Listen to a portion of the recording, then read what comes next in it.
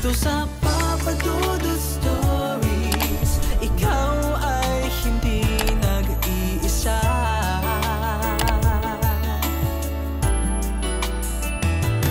Dito sa Papa Dudut Stories, may nagmamahal sa'yo. Papa Dudut Stories. Papa Dudut Stories. Dear Papa Dudut, sa lahat po ng mga nakatutok ngayon, huwag pong kalimutan mag-like, mag-share at mag-subscribe. Maraming salamat po sa inyong lahat.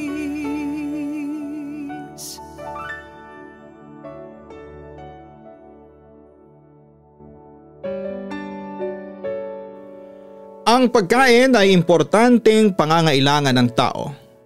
Kailangan nating kumain upang pagmula ng lakas. Ngunit batid natin na hindi lahat sa atin ay nabibigyan ng pantay-pantay na katayuan sa buhay at maayos na trabaho upang makabili ng pagkain.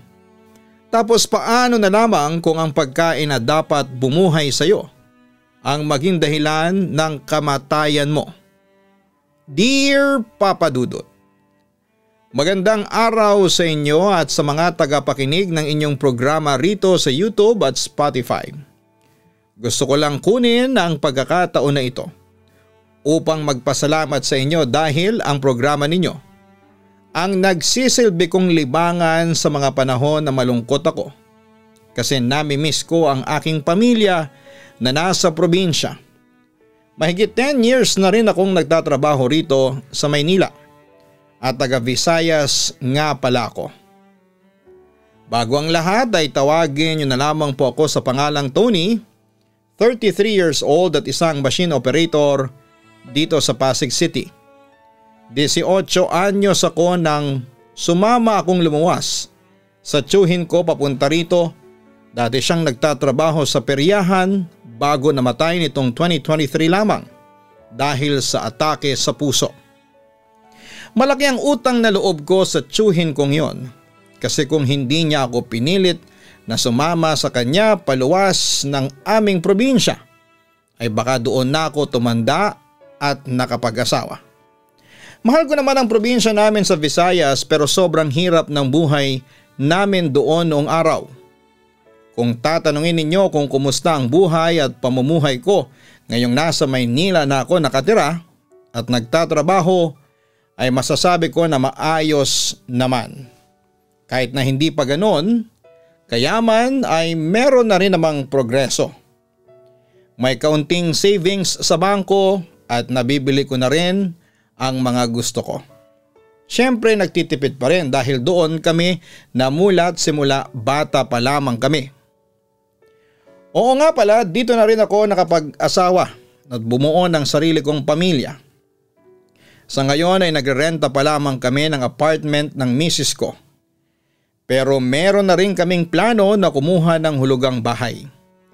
Bali pinag-iipunan pa lang namin ang pang down payment dahil hindi ko naman pwedeng ubusin ang savings ko.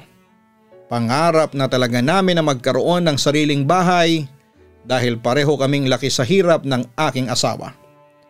At pareho rin naming naranasan na mawasak ang aming tinitirhan matapos salantahin ng bagyo. Papa Dudut, ang kwento na ibabahagi ko sa inyong programa, sa sulat kong ito ay may mga karanasan tungkol sa aswang. Nung ako ay nasa probinsya pa lamang namin at hanggang sa lumuwas na ako ng Maynila. Ewan pero hindi naman talaga ako mapaniwalain sa mga ganyang kwento dahil para sa akin gawa-gawa lang ng tao ang mga kwentong aswang na yan. Pero nagbago ang lahat noong personal ko nang maranasan ang mga karanasan na hindi ko po makakalimutan. Magsisimula ang lahat nung teenager pa lamang ako. Ang tanda ko ay nasa 15 anyos pa lamang. Ang pampatulog noon namin ay mga kwentong aswang at engkanto ng aming ina. Marami kasing kumakalat na ganong klase ng istorya sa bayan namin noong mga panahong yon. At dahil hindi pa naman uso ang cellphone ay naging libangan ng mga tao sa probinsya namin ang magkwentuhan. Minsan pa nga sa mga inuman ay hindi nawawala ang pagsisindi ng apoy gamit ang panggatong o siga. Kasabay noon ang pag-inom at pagkwekwentuhan ng nakakatakot.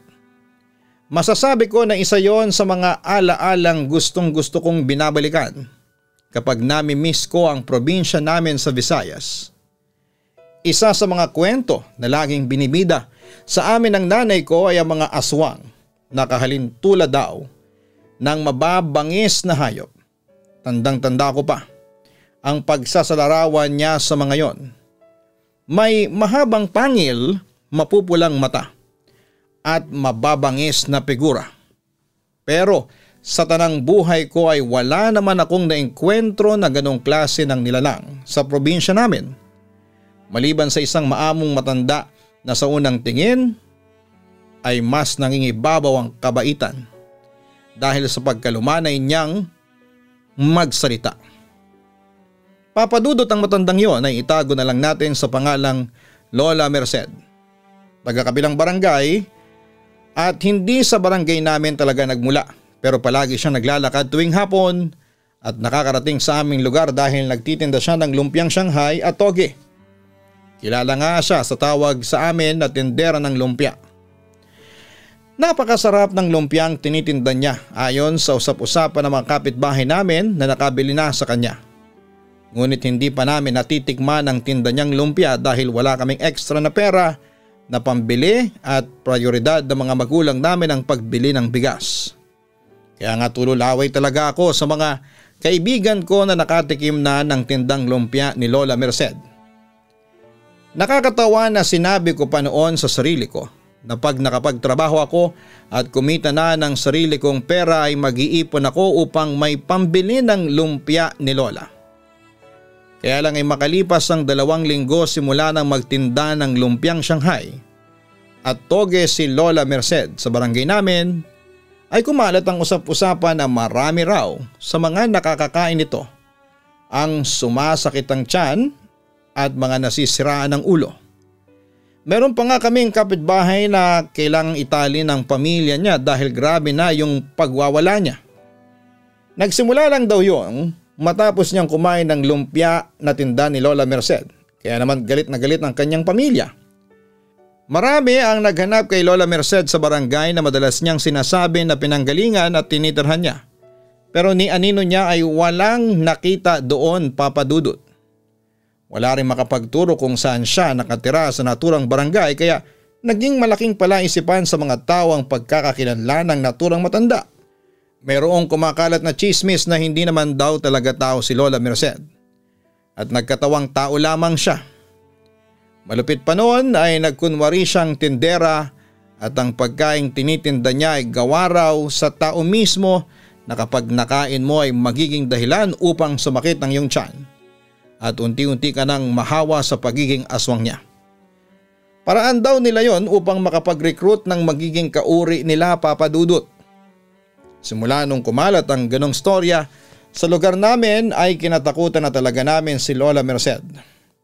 Base pa naman sa description sa kanya ng mga nakabili ng tinda niyang lumpiang Shanghai at toge ay napakaamo raw ng mukha ni Lola. Bukod doon ay malumanay din siyang magsalita at totoo lahat yon dahil nakita ko na rin naman si Lola Merced at narinig ko na rin siyang magsalita, papadudot. Kaya nga hindi ako makapaniwala na aswang siya. Ang nakakatawa pa, naisalba kami ng kahirapan namin sa pagiging aswang dahil hindi kami nakabili ng tindang lumpiang Shanghai at toge ni Lola Merced. Papadudot, laging sinasabi sa amin ni nanay na mag-iingat daw kami sa pagtanggap namin ng pagkain mula sa ibang tao. Hindi ba golden rule naman yon ng mga matatanda sa mga kabataan simula pa lamang noon at magpahanggang sa ngayon? Na bata pa lamang ay tinuruan na tayo na huwag tumanggap ng pagkain mula sa ibang tao at huwag ding sasama sa mga hindi natin kakilala. Yun kasi ang paulit-ulit na bilin sa amin ni nanay kahit na hindi pa naman kumakalat yung tungkol sa istorya ng pang-aaswang ni Lola Merced.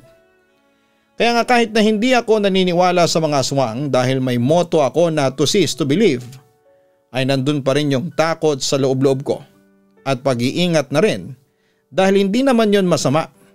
Kaso yung marami sa mga kaklase ko noong high school ang ginawang katatawanan yung istorya na yon nang minsan kong binahagi sa kanila. Sinungaling ka naman, Tony. Saan ba nahuhugot ng nanay mo yung mga pinagkukwento mo sa amin? Sabi sa akin ng kaklase ko na hindi naniniwala sa mga kwentong aswang. Palibhas ay mas lamang sa kanyang ugali ng mga taga Maynila dahil madalas siyang nagbabakasyon dito kada katapusan ng klase. Kaya na-adapt na rin niya ang buhay at pamumuhay ng mga taong hindi naniniwala sa mga kwentong bayan. Basta wala namang masama kung mag-iingat tayo, di ba? Sabi ko na may halong paalala at pangamba. Ang mga nabibiktima lamang ng ganyan ay yung mga tao na walang pambili ng pagkain kaya tanggap na lamang ng tanggap sa inaalok ng iba. Sabi pa niya, doon pa lang ay sapul na ako, abot hanggang buto-buto ko pa, Papa Dudut. Para kung sinampal ng realidad dahil nga may tama siya sa sinasabi niyang yon. Kaya nga nanahimik na lamang ako at hindi na nakipagtalo pa sa kanya. Pero doon ko naramdaman na ang mas nakakainis na realidad kesa nakakatakot na kwento ni nanay tungkol sa mga aswang. Dahil halos pare-pareho lamang ang estado ng buhay at pamumuhay ng mga tao sa amin ay wala rin namang nagbibigay ng pagkain. Maswerte na lamang kung meron kang kakayahan na makapagbahagi sa iba dahil nakakaluwag ka. Pero wala namang ganon doon dahil nga sapat lang o di kaya minsan ay kapos ang pagkain at pera na pambili nito. Papa Dudut, nang tumungtong ako sa edad 19 ay sinama ako ng tiyuhin ko na magtrabaho sa peryahan. Bali mekaniko siya doon at kagaya lang din niya ang trabaho na pinasukan ko. Tinuruan ako ng husto ng tiyo ko para meron akong pagkakakitaan. Lalo na't hindi na rin naman ako makatungtong sa kolehiyo gawa ng matinding kahirapan. Tinanggap ko na lamang ang kapalaran kong yon at nakontento na lamang ako na marunong akong bumasa, sumulat at bumilang. Hindi na ako nagpapakadalubhasa dahil ang mga mas namutawi sa isipan ko ng mga panahong yon ay makapagtrabaho at kumita ng pera. Noong nagtatrabaho na ako sa peryahan ay iba't ibang lugar ang aking napuntahan, gawa kung saan-saan din kami nadidestino. Doon ko naranasan na makapag-travel ng libre pero hindi ibig sabihin ay naging madali na ang buhay ko, Papa Dudut. Sobrang hirap at bigat ng trabaho namin dahil nakasalalay na sa mga balikat namin ang kaligtasan ng mga parokyano namin. Mapabata man yan o matanda. Masasabi ko na hinubog talaga ng husto ng tiyo ko ang aking kakayahan upang mas maging epektibo sa aking pagtatrabaho. Kaya nga hindi katakataka na nagtiwala at naniwala sa akin ang amo niya na siyang naging amo ko rin. Isang beses noong nadestino kami sa isang bayan doon pa rin sa probinsya namin sa Visayas, ay niyaya ako ng kabarkada at katrabaho ko na sumama raw sa kanila para makiramay sa kamag-anak nilang kamamatay pa lamang ng mga panahong yon. Uso naman sa probinsya na makiramay sa patay kahit na hindi mo kakilala. Ang pakay talaga namin ng isa ko pang kabarkada at katrabaho na sumama sa kasamahan naming namatayan sa lamay ay ang makikain. Nagsasawa na kasi kami sa paulit-ulit na rasyon ng pagkain sa perya at gusto naman naming tumikim ng ibang putahe.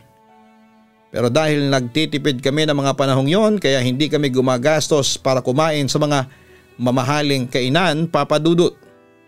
Ang hirap din pala na kahit may pera ka na at nagtatrabaho na, ay kailangan mo pa rin tipirin ang sarili mo sa pagkain. Ang masasabi ko lang ay ang hirap maging mahirap. Mabalik po tayo sa lamay na pinuntahan namin. Pagdating namin doon ay marami na ring tao kaya pumwesto kami sa bandang sulok kung saan ay hindi kami masyadong pansinin. Pero kita pa naman namin ang nangyayari sa unahan kung saan nakapwesto ang ataul ng pinaglalamayan. Meron ding larawan doon ng namatay na masasabi kong nasa batang gulang pa. Ang sabi ng kasamahan namin ay 13 anyos pa lamang daw ang pinsan niyang yon at ang kinamatay daw nito ang matinding sakit ng tiyan at pagsuka ng dugo. Ayon sa kwento nila ay nagsimula raw sumakit ang tiyan ng pinsan niya noong minsang itong makakain ng Spanish bread na binigay dito ng isang matandang babae na nagtanong sa kanya ng direksyon papunta sa isang terminal na sakayan ng jeep.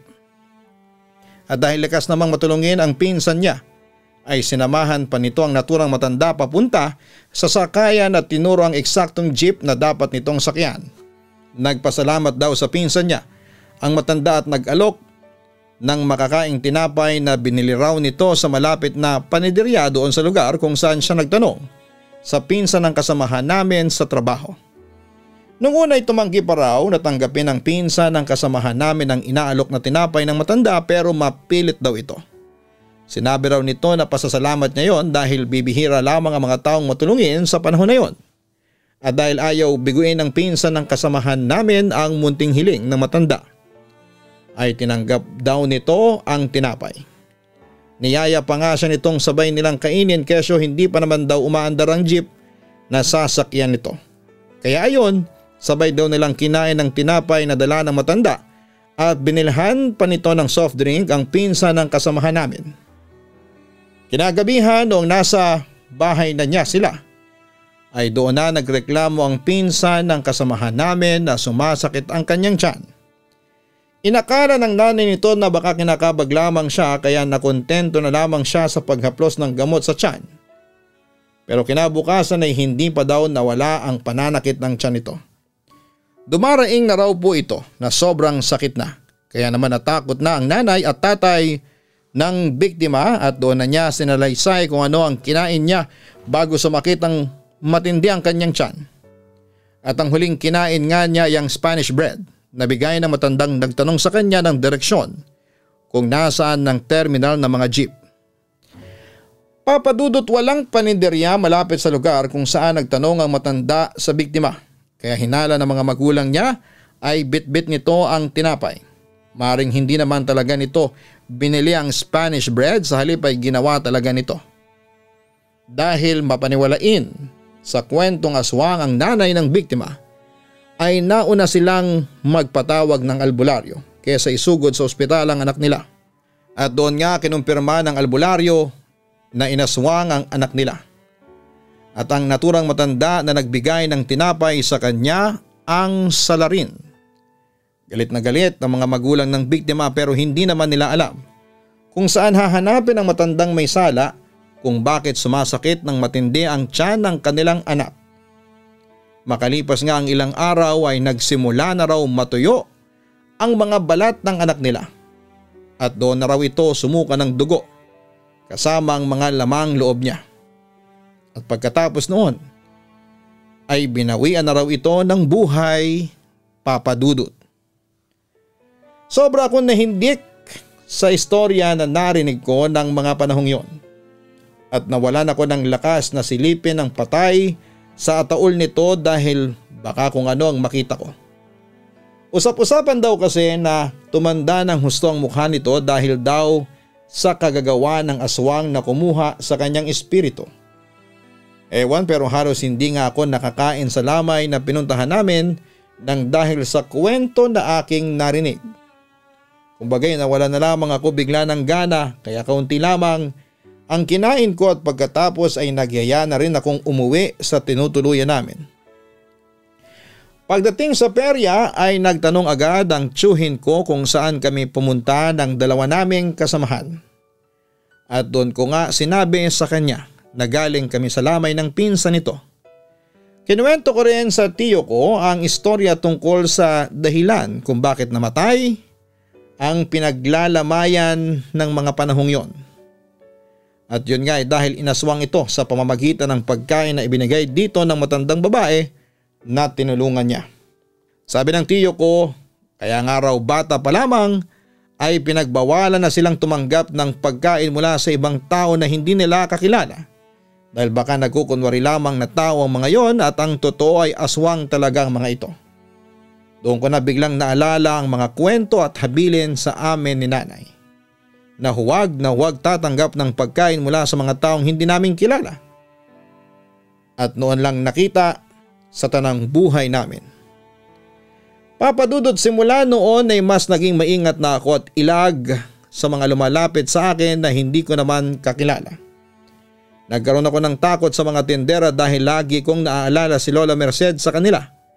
Lalo na kapag matandang babae ang nagalok sa akin ng kung anumang paninda nila. Alam ko naman na mali yun at sino ako para husgahan sila, pero siguro napraning na lamang ako ng mga panahong yon dahil na rin sa mga kwento na narinig ko tungkol sa mga aswang. At kahit na nga noong nakaluwas na ako sa Maynila ay hindi pa rin nawala ang pagiging praning ko sa mga taong hindi ko kakilala na nag-aalok ng tulong sa akin o di kaya ay munting pabuya sa mga tulong na ibinigay ko sa kanila. Sa paglipas ng panahon ay nilayo ko ang aking sarili sa mga tao na bumubuhay sa aking takot na dinala ko pa mula noong nasa probinsya pa lamang ako.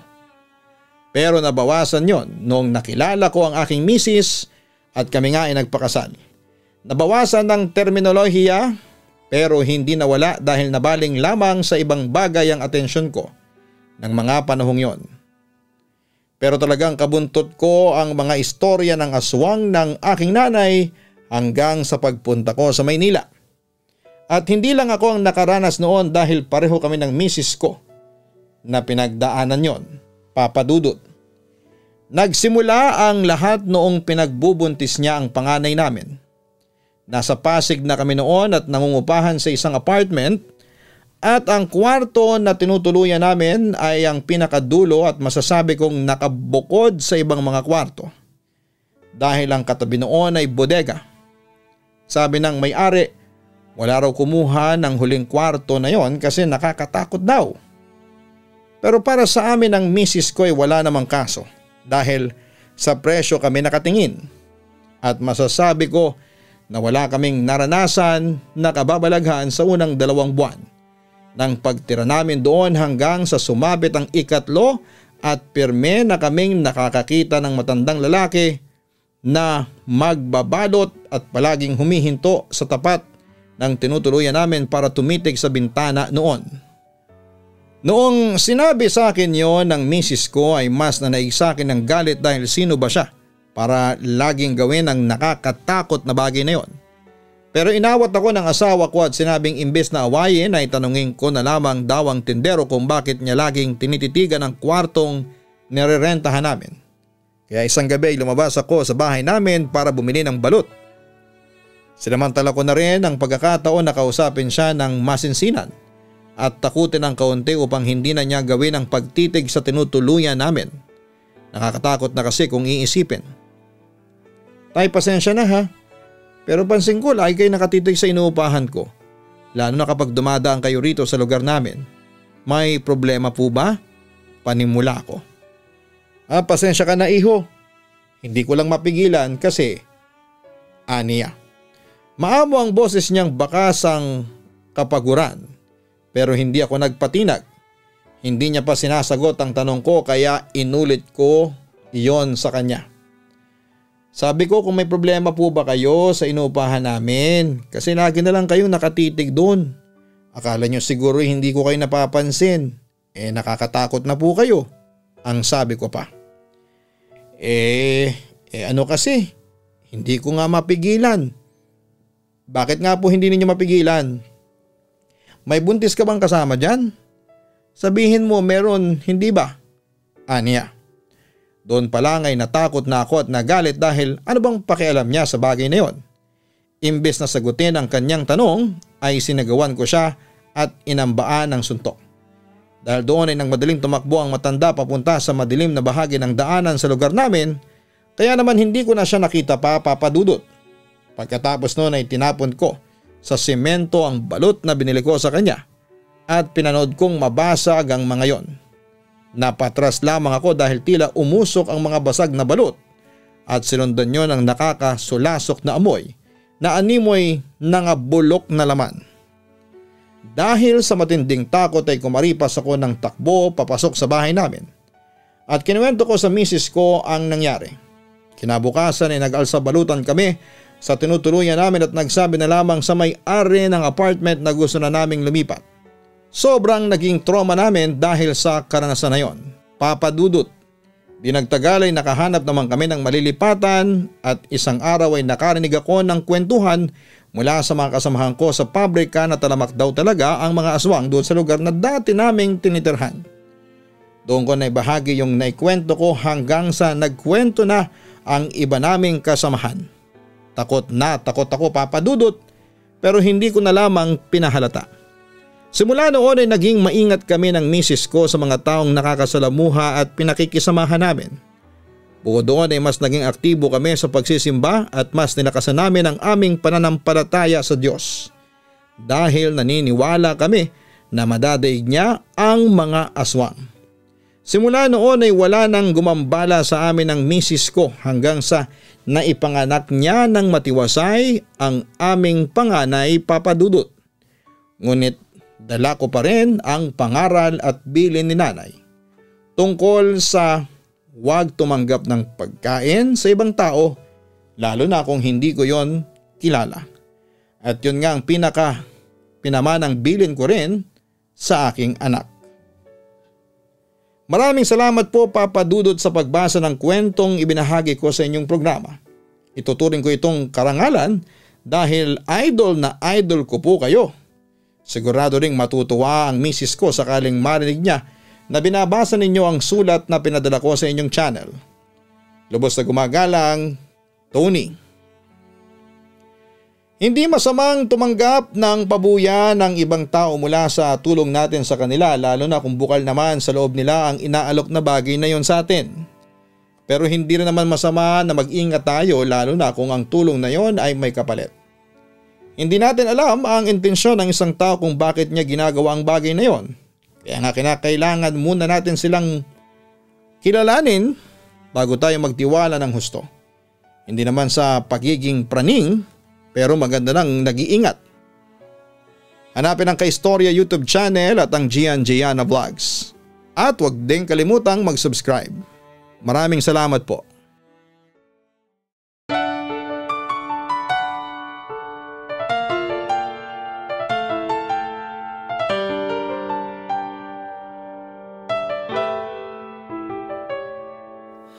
Ang buhay ay mahiwaga,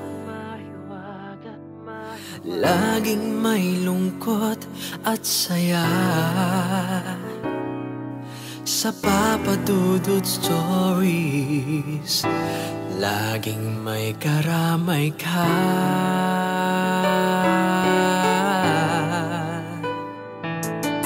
Mga problemang kaibigan,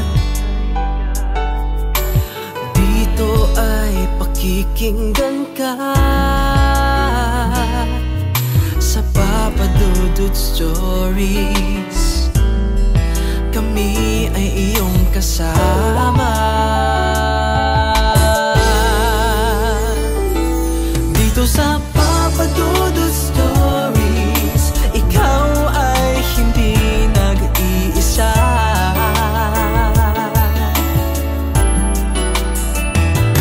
Dito sa Papa Dudut Stories, may nagmamahal sa'yo.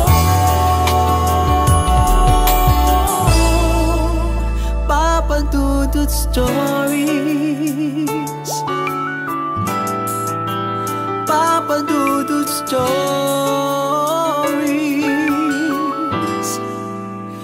Papa Dudut Stories.